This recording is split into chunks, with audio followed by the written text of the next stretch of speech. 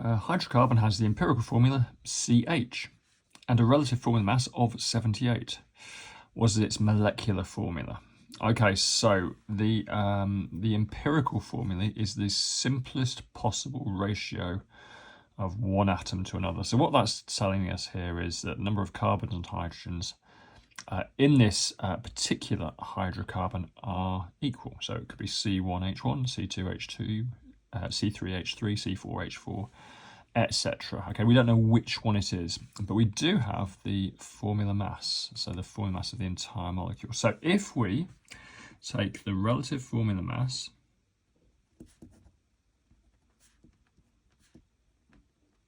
of the molecule and divide it by the empirical formula mass, it would tell us how many of these particular units are in that molecule. Okay, so our formula mass of the molecule is 78.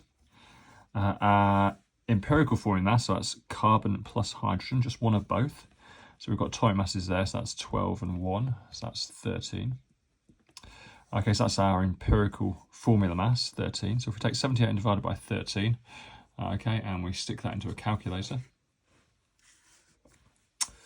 it will tell us how many of those particular units are in that molecule. 13.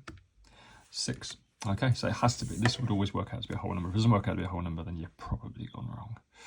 Equals 6. So that means there's 6 times CH units in that molecule. So we just need to multiply 6 by the number after the carbon. There's no number after the carbon, so there's kind of an invisible number 1 there. There's no number after the hydrogen, so there's an invisible number 1. So 6 times 1 is 6, so C6. And 6 times 1 hydrogen's 6. C6H6 is our final answer.